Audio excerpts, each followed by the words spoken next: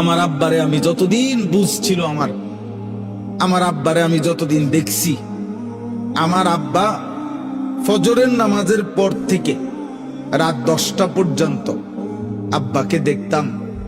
এক নম্বরে উনি মানুষের বাসায় বাসায় কুমিল্লা শহরে একটা সাইকেল দিয়া প্রাইভেট পড়াইতো। এই বাচ্চাদেরকে কোরআন শরীফ শিখাইতো। আমার আব্বা আলেম ছিলেন। 5 ওয়াক্ত নামাজ মসজিদে ইমামতি করতেন, আর একটা প্রাইমারি স্কুলে মাস্টারি করতেন। এই 3টা কাজ ছিল আব্বার মূল। মসজিদের 5 ওয়াক্তের ইমাম, আর প্রাইমারি স্কুলের মাস্টারি করতেন, আর মানুষের বাসায় বাসায় প্রাইভেট পড়াইতো তখনকার সময়। তো আমার মনে আছে আব্বারে সারাটা বছর দেখতাম, কথা একটাই বেশি কইতো আব্বা, সময় নাই, আমার সময় নাই। যেটা কইতাম মায় কইতো সময় নাই, সময় নাই, সবকিছুই তাড়াহুড়া, সময় নাই বাবা।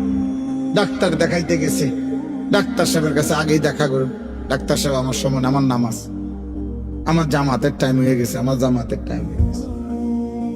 এই যার হাতে 1 মিনিট সময় নাই, ব্যস্ততম মানুষটা, সেই 2015 সালের আগস্ট মাসে তিনি কবরে চলে গেছেন। আব্বা আজ তো পৃথিবীতে সময় আছে, আমার আব্বা তো নাই, আমার বাবা তো নাই। এজন্য দোস্ত, তোমারে আমারে রাইখা কবরে দিয়া সময় তার সময়ের গতিতেই চলবে, সময় তার সময়ের গতিতেই চলবে। আবার আমাদের সামনে মহান আল্লাহ পাক রব্বুল আলামিন মাহে রমজান আবারও আমাদের সামনে এনে দিয়েছেন, আবারও সামনে নিয়ে আসছেন। আল্লাহ যেন বলে, বান্দা ঘুরে ঘুরে বিভিন্ন আঙ্গিকে আমি চেয়েছি বান্দা, মূল টার্গেট আমার, কখনো শবে বরাত দিলাম, কখনো রমজান দিলাম, শবে কদর দিলাম, এতেকাফ করতে বললাম, মুহররম আশুরা দিলাম, জিলহজ মাসের নফল রোজা রাখার সময়গুলো দিলাম।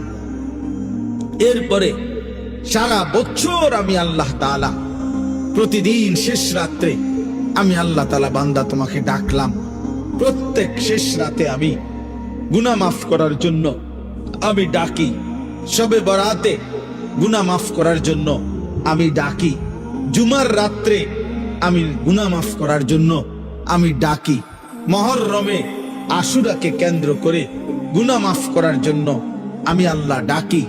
রমজানের প্রতি সেকেন্ড ওয়ালিল্লাহি উতাকাউ মিনান নার, আল্লাহর জন্য আল্লাহ তাআলা প্রত্যেক রাত্রিতে কোটি কোটি বান্দার গুনাহ মাফ করে।